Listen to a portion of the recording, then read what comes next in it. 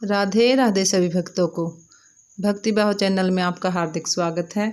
भक्तों, कार्तिक के पावन महीने की अनंत महिमा को कोई अभागा ही है जो नहीं जानता होगा।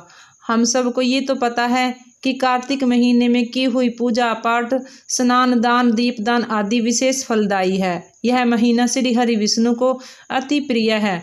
अतः इस महीने में कुछ विशेष कार्य कर लेने से हमारे पुण्य कर्म बढ़ जाते हैं। शास्त्रोक्त कथन अनुसार कार्तिक मास की देव उठनी एकादशी से लेकर पूर्णिमा तक 5 दिन का भीष्म पंचक व्रत किया जाता है।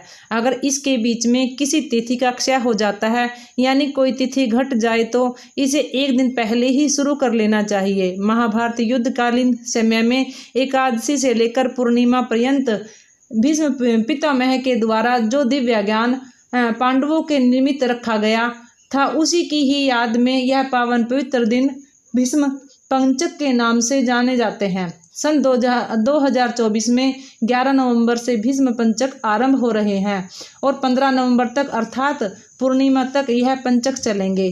5 दिनों का यह विशेष व्रत रहता है। जानिए इस व्रत की विधि। इस व्रत में विष्णु भगवान का अर्थात शालिग्राम का तीनों संध्याओं के समय पूजन किया जाता है और शाम के समय विष्णु सहस्त्र नाम का पाठ किया जाता है। इन दिनों में भीष्म पितामह को अर्घ देना चाहिए।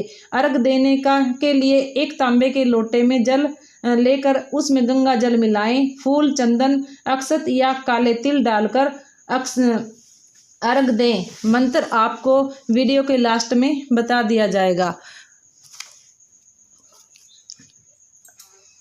सूर्य भगवान की ओर मुख करके यह अर्घ देने के बाद दोनों हाथ ऊपर करके भगवान सूर्य से प्रार्थना करें कि यह मेरा दिया हुआ अर्घ भीष्म जी तक पहुँचे। हो सके तो विष्णु भगवान और माता लक्ष्मी की पूजा करते समय 5 दिनों तक अखंड देसी घी का दीपक जलाएं और उत्तम से उत्तम नैवेद्य या भोग प्रसाद भगवान को अर्पण करें।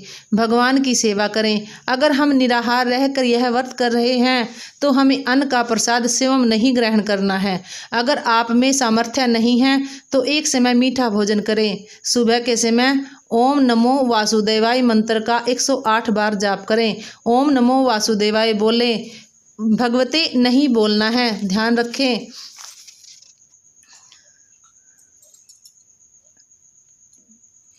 ओम रामाय नमः इस मंत्र के द्वारा 5 दिन तक हवन करें। घी मिलाकर तिल, जौ, चावल से आहुति दें। स्वाहा विशिष्ट षडाक्षर का उच्चारण करें। इस व्रत में 5 दीपदान शिवलिंग में जाकर करें। पीपल के वृक्ष के नीचे दिया जलाएं। भीष्म पंचक के पहले दिन भगवान विष्णु के हृदय का कमल के फूल से पूजन करें। दूसरे दिन भगवान की कमर का बिल्व पत्र से पूजन करें। तीसरे दिन भगवान के घुटनों का केतकी के फूलों से पूजा करें। चौथे दिन भगवान के चरणों में चमेली के पुष्पों से पूजा करनी चाहिए। 5वें दिन भगवान के संपूर्ण अंगों की तुलसी माता की मंजरी से पूजा करनी चाहिए। प्रथमा तिथि को ब्राह्मण और ब्राह्मणी को भोजन करने के पश्चात ही भोजन करना चाहिए। स्कंद पुराण के अनुसार बाणशैया पर सोए हुए महात्मा भीष्म ने राजधर्म, मोक्ष धर्म और दान धर्म का वर्णन इन्हीं 5 दिनों में किया, जिससे पांडवों के साथ श्री भगवान कृष्ण ने भी सुना। तो भगवान श्री कृष्ण सुनकर बड़े प्रसन्न हो गए और उन्होंने कहा कि भीष्म, तुम धन्य हो, तुमने धर्म का स्वरूप अच्छी तरह से श्रवण कराया है। कार्तिक की एकादशी को तुमने जल के लिए याचना की। देखिए हुआ क्या था कि भीष्म पितामह बाणों की शैया पर सोए थे और उनको प्यास लगी, तो उन्होंने एकादशी के दिन ही अर्जुन से कहा था कि मुझे पानी पिलाओ। तब अर्जुन ने बाण मारा धरती पर और गंगा जी निकली, फिर वहां से उनके मुख में गई भीष्म जी के। तो भगवान श्री कृष्ण वही बात श्री भीष्म जी से कह रहे हैं कि पितामह, कार्तिक की एकादशी को तुमने जल के लिए याचना की और अर्जुन ने बाण के वेग से गंगा जल प्रस्तुत किया, जिससे तुम्हारे तन मन प्राण संतुष्ट हुए। इसलिए आज से लेकर यानी एकादशी से लेकर पूर्णिमा तक तुम्हें सब लोग अर्घ दान से तृप्त करें और मुझको भी संतुष्ट करने के वाले इस भीष्म पंचक नामक व्रत का पालन प्रतिवर्ष करते रहें।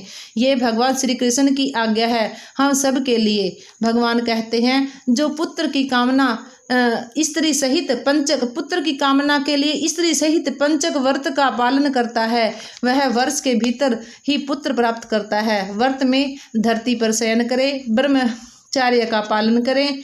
कोई भी बालक बालिका पुरुष स्त्री इस व्रत को करे, लेकिन ब्रह्मा जी कहते हैं स्त्री अपने पति की आज्ञा को लेकर ही यह व्रत करे। यह बड़े से बड़े पाप को नष्ट करने वाला है। कथा भी है, अयोध्यापुरी में कोई अतिथि नाम के राजा ने गुरु वशिष्ठ जी के कथन अनुसार यह व्रत किया, जिससे इस लोक में संपूर्ण भोगों का उपभोग कर अंत में भगवान विष्णु के परम धाम को गए। राधे राधे। अगर आपको यह वीडियो अच्छी लगी हो तो लाइक करें, शेयर करें, सब्सक्राइब करें और इस वीडियो के दौरान अगर मुझसे कोई गलती हो गई हो तो मुझे क्षमा करें। आपका धन्यवाद।